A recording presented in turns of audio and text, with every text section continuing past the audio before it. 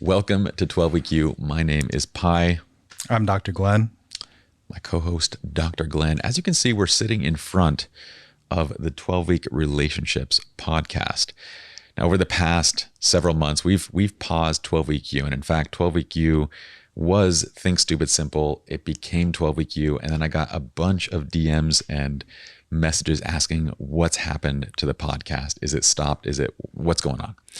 So I thought we would hop on, we would do an episode and just kind of talk about, well, the beginnings of the podcast, Think Stupid Simple, why it became 12 Week You, and then go into 12 Week Relationships, which is our currently active podcast. And don't worry, I'm going to explain, we're not dropping 12 Week You, we're not dropping the original podcast, but we are pausing it to focus on this new thing.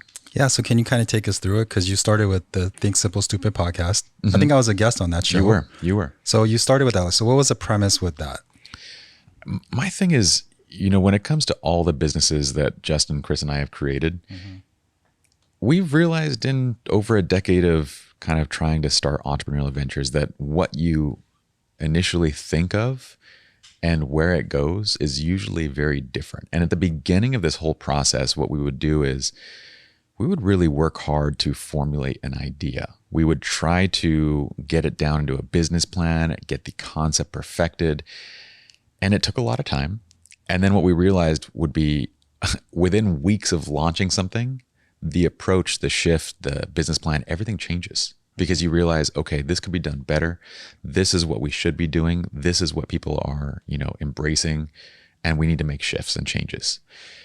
So we learned early on that there wasn't a purpose in kind of creating this perfect business plan, like once you have an idea, start moving and running with it.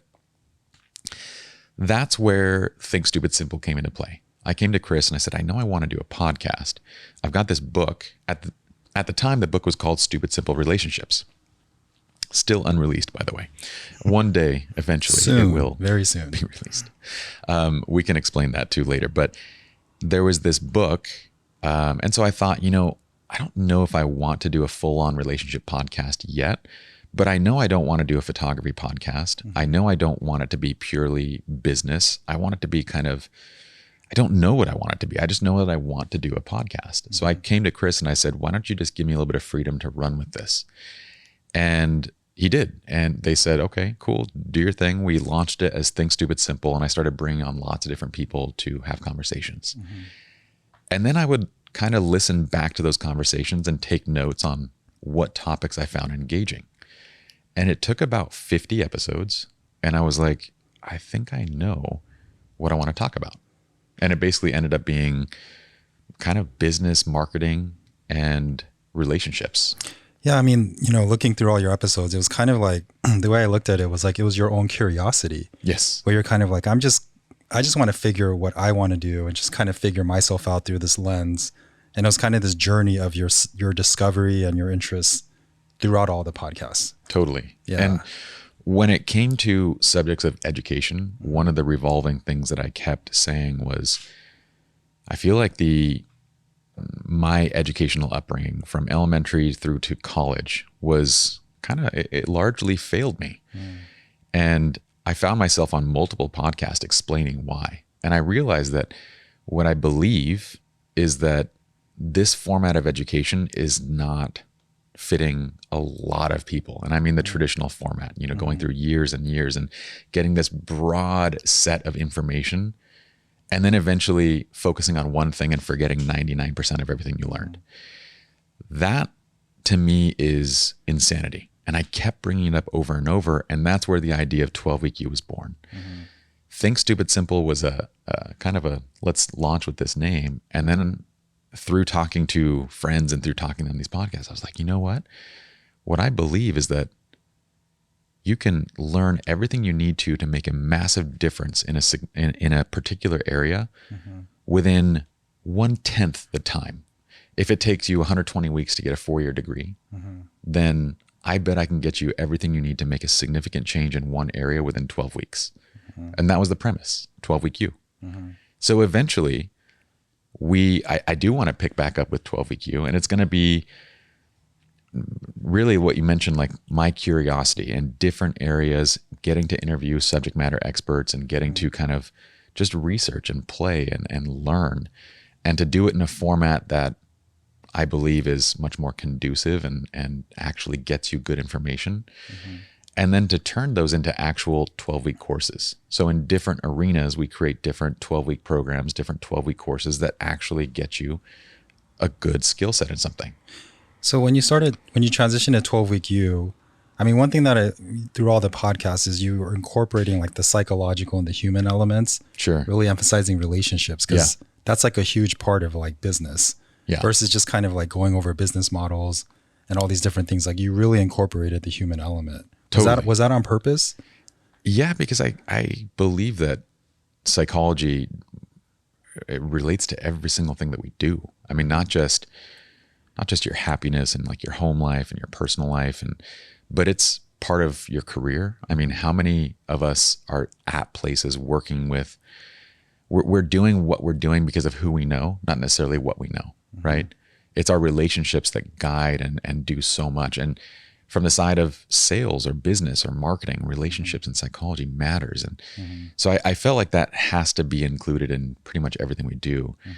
But it was that topic and specifically you that kind of told me that, our first thing needs to be relationships. So the very first course, 12-week course, is 12-week relationships. And that led us to the podcast and everything. But I wanted to talk a little about how that came about, because that was the whole experience was interesting, starting with how you met Justin, because we got introduced through Justin. Yeah. So I was jogging. Well, I was jogging for a short period of time, and it became a brisk walk, right? But I was just walking down the street, and then Justin, your partner, he's like, hey. And then I'm across the street, and this is during COVID too, right? Yeah. So, people are social distancing, and he's like, what's your name? And I'm like, just from across the street. Just from across the street. And I'm like, oh, I'm Glenn. And he's like, hey, I'm Justin. And welcome to the neighborhood. Where do you live? And I go, oh, I just live down there. And he's like, oh, awesome. And then he brings out his whole family. And he's like, here, this is my family. This is my wife. These are my kids. And he's like, so what do you do? And I go, oh, I do psychology. I'm a professor. Yeah. I'm working on a book right now. And he's like, oh, my best friend is working on a book right now. And he's like, oh yeah, he's great. And he was like, saying how great you were and how awesome you were. And then he's like, let's all get together. And then he's like, let's get together. Let's do a barbecue. I'll introduce you to him and let's get this started. And I was like, okay, cool. And then, so I gave him his number. I go back. He texts me, and then we're on this text chain, right? Yeah. And then we're coordinating a barbecue of when we can get together. And then eventually we do it at your house. Yeah. So he loops me in. Yeah. And just basically said, Glenn, this is my best friend Pi. Pi, this is Glenn. You guys need to hang out. We need to do something. And there was like no explanation whatsoever. That was all I got. Yeah. And we talked about this actually back on your episode when you came onto the podcast. This was what, 6-7 months ago? Like it's been a while. It's been a while now. So that whole thing, but it's fun to see like kind of where it went from there. So we sit down at my place to watch a UFC fight, have some food. Justin doesn't even make it. He doesn't even show up. He's like, I haven't talked to him since. And I'm sitting here asking you, so you're good friends with Justin? How long have you known him? And unbeknownst to me, like we're literally all neighbors. And I found it like Glenn was 3 doors down from me, but I hadn't met you yet. Yeah. And so you're over at my place, and I'm like, how long have you known Justin? And you go, oh, 3 minutes? 3 minutes. Yeah, pretty much. Walking by on the side of the street. Yeah. And so we started getting into these conversations, and we found out that we both love psychology. You've been a clinical psychologist for 20 years, and you're now a professor. You've written these books, and I gave you my book. Yeah. And that kind of began this process of, okay, this is interesting. When you got the book, I remember you calling me and saying like, this is going to change a lot of things. Yeah. Like this is very different, very unique. And at first I kind of thought it was lip service because friends support friends and that kind of stuff. So I didn't take any, think anything of it, but you were persistent about it. Well, I mean, the reason is because, you mentioned like, oh, I'm a photographer, and you're being very humble when you gave me the book. And you're like, this is from my own case studies. And you were kind of like, yeah, so, but this is kind of the draft. So when I read it, it read like it was nerdy to me. Like it was really nerdy because the content and the detail that you put into it, like it showed, like it was like a researched piece of work. So Yeah. from that kind of viewpoint, I was like, oh wow, this is pretty amazing. And then so I went through it a couple of times. So the first time I was like, oh wow, this is really interesting, guys. I was trying to understand the concepts. And then later on, I started flashing back to my own practices and what I did in couples and even my own marriage. And, my premise was like, well, if you heal your past issues, you can figure out the rest. Yeah. And that wasn't true versus like you actually had a framework in place that was really detail oriented that showed that if you can match people's values together and you can figure that out in present time versus like just dealing with past issues only, Yeah. you can make your marriage work. And that was mind blowing to me. Yeah. And then I started like circulating my own marriage, my own past and the things that happened to me and other clients. And I would cringe sometimes. Like I would be like, ooh, that was not a good session. Like, ooh, I feel bad about that one. So it kind of took me to this whole like roller coaster ride of like things that I did well, Yeah. things that didn't work. And then through that lens of that book, I could go back and kind of be like, okay, these are the sessions that when I did do that, it worked out. Yeah. And then when I didn't do that, they were kind of lost. And so it kind of put me in check. So it was almost like this, like I had to be really self-aware and I had to really look at myself and be really honest. So that's what I really appreciated about it. It's still honestly cool hearing you talk about it. I get kind of chills when you talk about it because it's different when friends, read it and they're like, this is amazing versus someone in the profession to read it and to actually see, and there was a lot of time and everything put into it, but I also have to be like completely honest with myself that from the outside perspective, I am just a wedding photographer and an educator. So there's no other way to present it than from a kind of humble standpoint of like, I understand that I don't have any business on paper writing about this, but if you give it a shot, then you might see something. So you were persistent about, hey, we got to do something together. We got to work together.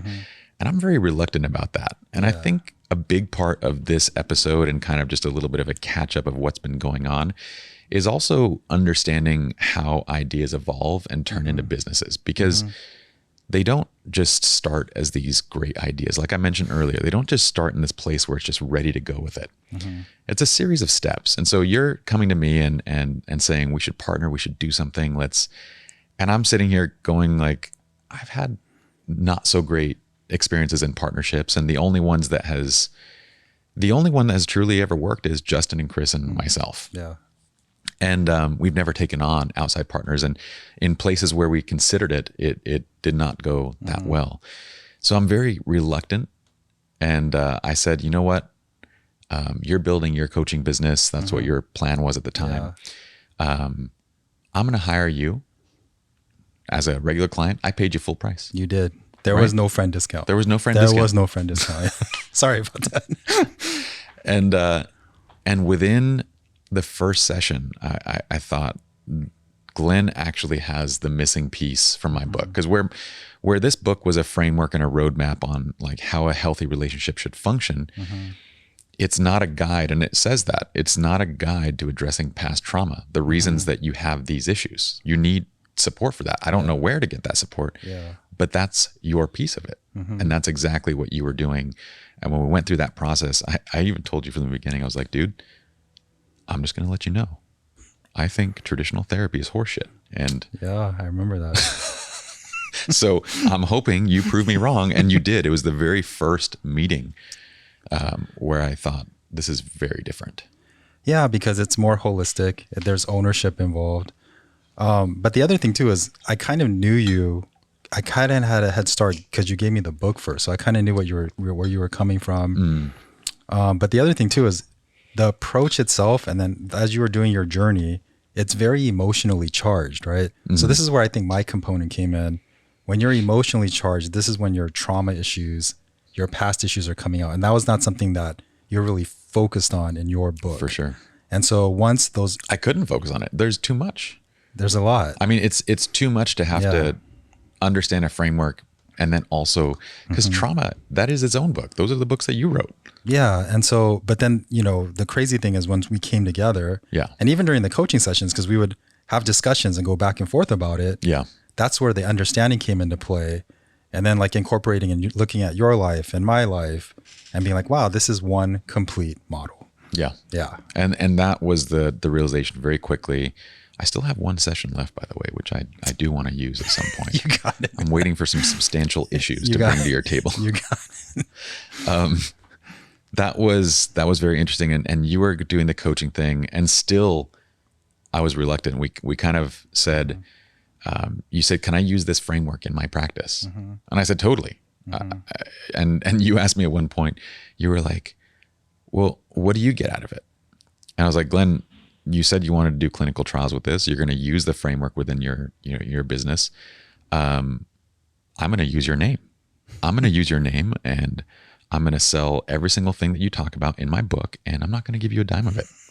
That's what I get from it, because I don't have the legitimacy side. So I kind of thought like, hey, if you can take the framework and use that, you credit me where that was a thing. Yeah. And I'm going to do the same thing and credit you in the work that you're doing in the clinical trials and everything. Yeah. It's a win-win already. So that was the basics of this early kind of, it wasn't a partnership. It was just two mutual friends. There's something for both of us there. Let's test the waters. Yeah. And as we kind of kept going and you were doing the coaching thing, you got to a place where you're like, show me how to grow a platform and create a business. Yeah. I said, well, why don't you hire me as a consultant? Yeah. And we'll do it that way. And did you charge me full price? I charged you full price. No, I think I gave you a little bit of a discount. Yeah, because we became friends after that. Yeah, it was like 75% full price. Okay. And then we did that for quite a while. I used up all my sessions with you. I had some stuff to work through. And then I think you used up like half your sessions. I used half my sessions, which is really helpful because it helped me understand the business side of it. Yeah. One thing when we were doing this that I appreciated, because we had a conversation, because we were becoming really good friends. Yeah. At a short period of time. And then we both agreed that we should be friends first, no matter what. For sure. So then when we were doing this, there was like good boundaries. Like, hey, let's do this for you. And this is just for you, or this is just for you. And so we started instead of this enmeshed place where like it goes all over the place, there was really firm boundaries. Yeah. And let's see where this kind of goes. Yeah. Let's make this beneficial for everybody. Yeah. Let's see where this goes. I don't want to like, it's just weird. It's like dating, right? Like you don't go and propose on the first date. Maybe some people do, but that's weird. Yeah. So if you did that, I'm sorry. Hopefully things worked out for you. But that we went along that route for several months. And I remember we would get into these debates and arguments about different topics. And it was fun. Like we would engage, we would both state where we're coming from. We would address it, and we would end up resolving and kind of meeting this place where we both end up agreeing one way or the other. It's like, this is very interesting, very seamless, the way that we're able to kind of resolve conflict. And it was those steps that kind of led me to maybe this would kind of be a good partnership. And then when we started discussing the idea of partnership, I put certain things on the table just to see what the reactions would be. Because with people that have not done a lot of business, they freak out over ideas of ownership. And you can, I've seen more businesses fail before ever starting. Like they haven't even done anything yet. They fail at the point of discussing ownership. And that has become a major, it's just a marker for me. If we can't have that discussion openly and easily and to recognize where we're both coming from and that kind of stuff, there's nothing to be had. So as we started having those discussions and I would put ideas out there, ideas that I would think a person might push back on, you didn't. You would say, whatever you think is fair. And at one point you were willing to do things that I felt were unfair. I felt like, because I wasn't a business expert. So I felt like, you're successful in that field. I want to learn. Yeah. And so my approach wasn't like, oh, like I'm going to have you take care of me and fulfill this thing that I want to do. I want to learn how to do it on my own. So that was always my approach. But you were even willing to give up half of your own business to write me in as a partner in your business. And I was like, just as your friend, that, as a business person, that would be great for me. Yeah. Because I can make 50% of the money that you charge without even having to do much. Sure. Right. But as your friend, I'm like, that wouldn't be equitable for you. But it was very interesting how easy it was to have those conversations. Yeah. So fast forward a little bit, and we're toying around with the idea of, still, we haven't done anything yet, but you come to me and you're like, I've got 2 therapists / doctors that want to certify in our program. And I'm like, Glenn, there is no program. Not yet. That's what we're working on, Glenn. Yeah. And you're like, they're ready. They're ready to go. I've told them like what we're doing, what we're developing. They know that this is the beginning. Yeah. And they're each willing to pay $8,000. And a typical like certification program would be 10 to 20. So getting in early, we both felt like, okay, they're going to get in early. They're going to get one-on-one treatment, and they're going to get it at a much better and lower, rate to certifying this. So, okay, let's start developing this and seeing what it looks like. And as we started working closely together, then we realized this does work really well. Yeah, because I wasn't like trying to be a salesman trying to sell it. I was just saying this is what we're doing, and then people that are in the counseling field, they know, like without even saying it, like they know, like okay, yeah, there's certain things missing in couples therapy, so it really hit them, and they're like, I want to do this. Yeah, it was just like instant, just like that. Yeah. So this was this 6-month process, and at the point where you had already sold 2 of these without even having like a fully designed out website and business, that's when I got together with Chris and Justin. I said, we have something here. And I've been working with Glenn for 6 months. We kept it, it began with just friendship and boundaries and kind of continued. By that point, we had resolved so many different conflicts and areas, and it was seamless and easy. And when I say conflict, it's like, you can argue and you can discuss and you can do all those things. But the point is that there's something there. There's a problem that has to be resolved. It doesn't, need to be an argument, like a yelling match. But the point is that we kept resolving each of these problems, significant things, easily. Yeah. And that's what gave me the confidence when I came to Justin and Chris and said, this is a time where we need to actually bring in a partner. And I've already vetted him, this is good. We've already discussed this. We can figure out a way that this is equitable for everybody. And then 12-week relationships was born. Yeah. So that was the process that kind of led to this. But it was interesting because it was a 6-month, maybe 7-month journey from the beginning of Think Stupid Simple to figuring out 50 episodes later what it was that, I wanted to do, creating 12-week You. And then to interviewing you and becoming friends and working together where we landed at, okay, our very first, our very first product needs to be a relationship course. And we're here now. Well, it's crazy. When you say like 6-7 months, it feels longer. It does. We did a lot in that time. Yeah, right. Because that's like summertime almost, or a little bit before. But yeah, it feels like it's been a couple years. Yeah. We've been working a lot of nights. I remember like after your jiu-jitsu classes in the mornings, and then hours would go by and we're just working. We're just grinding. Yeah. Yeah. It's been a lot of fun though. But that's kind of the premise now, is that 12-week relationships is basically the first 12-week course and model under 12-week You. So to make it so that we're not trying to launch multiple things and grow multiple things at once, we're focusing purely on relationships first. But the next thing that I want to do is the 12-week viral marketer. How do you create good and effective viral marketing content?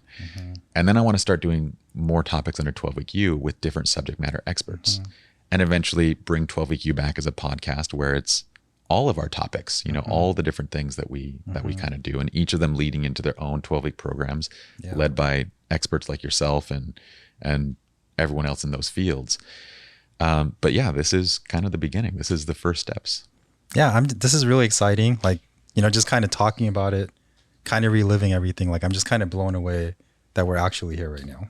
Yeah. Yeah. Now it's funny, we launched a week ago, 12-week relationships. Yeah. I think it was about a week ago now. By the time you guys hear this, it'll be a little bit longer. But within the first week and the first few videos that went up, we've already had client inquiries, people that have booked their, initial consults. And this is going to be a really fun journey. Yeah, it's really exciting. And then, even the clients that I saw before, it's so emotionally charged, right? Because everything comes to the table. There's Explain nothing. what you mean by that. Like, so usually like in a couples therapy session, there's like a progression. Like you're familiar with they're getting familiar with the therapist. And then toward the middle, then you're trying to hash out some issues and it gets pseudo emotional, right? And this approach, because we're going to the core of the issues so early and we're kind of putting things out there, the emotions are like, 100-fold. Yeah. Right. So instead of just being angry, it's like a resentment that'll come out because we're getting to the core of the issues. Yeah. And that's why we can do it in 12 weeks.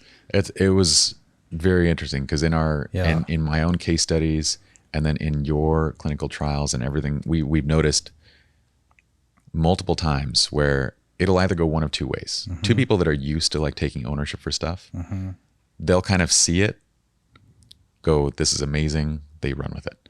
People that are not used to that, it's like a nuclear explosion. Like they'll see it and immediately push back against it because it does lay out everything of like, this is actually what's happening and this is what needs to be done. It's not mean or rude or anything. It's just there. It's just, this is the reality of this. Yeah. And this is the work that needs to be done. And when you see that there's work that needs to be done, and when you see what's underlying there, we give you a pathway going forward. We give you don't worry, we're going to handhold you through the whole process.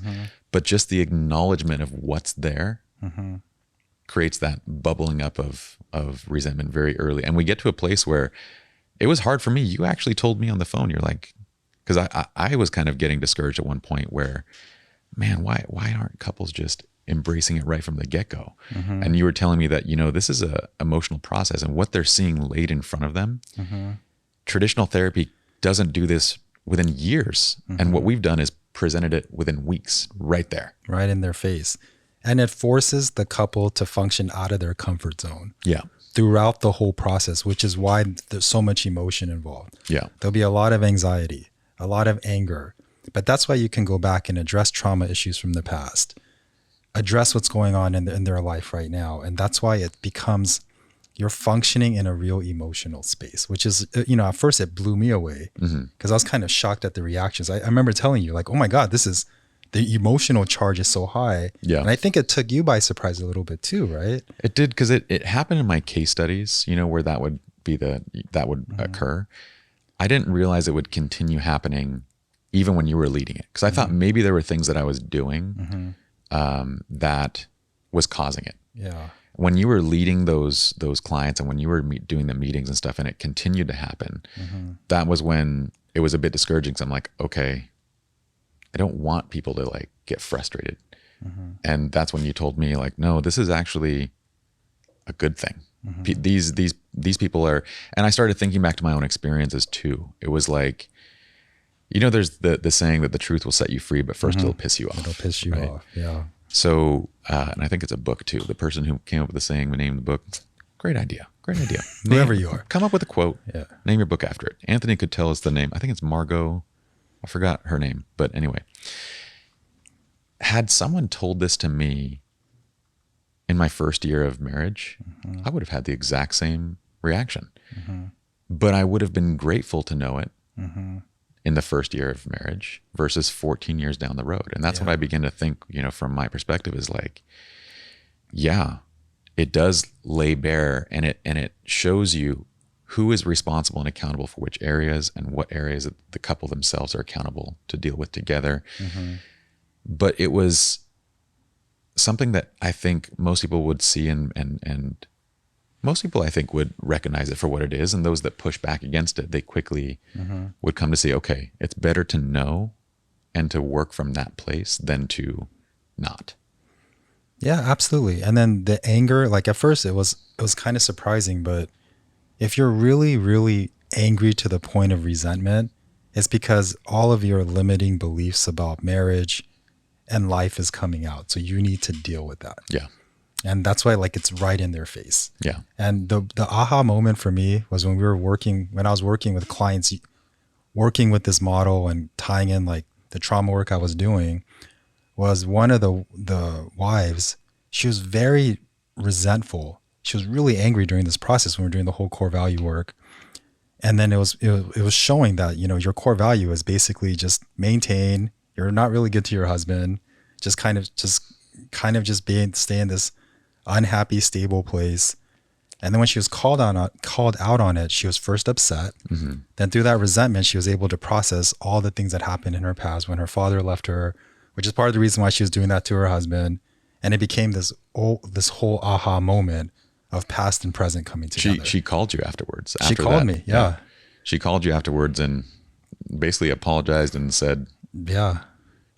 What else did she add in that? She was just like, it was like a cathartic moment for her. It was just like this release of pain and then the insight of what she was doing in the marriage. And she was like, oh my God, like he's actually a really good person. He's not like that. She kind of woke up. Yeah.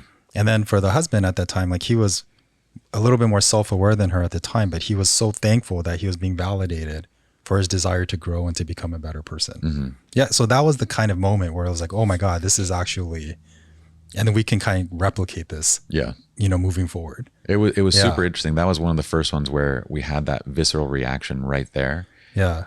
And then we had a call right after that. Yeah. And then there was the acceptance and apology call where it was like taking ownership and realizing what it was.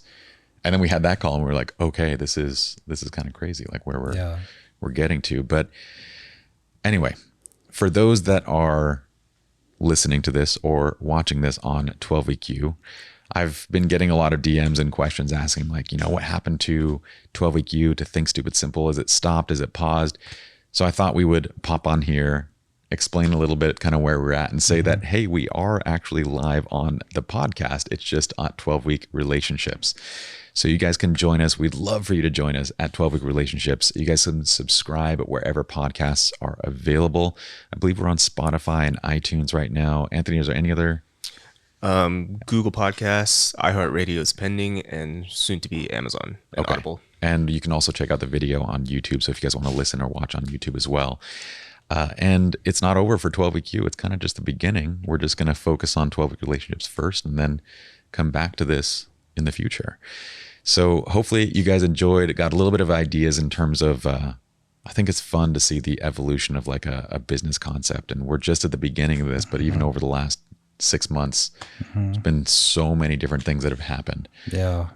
So hopefully it was helpful to each of you, and we'll see you over at 12 Week Relationships. Thank you so much.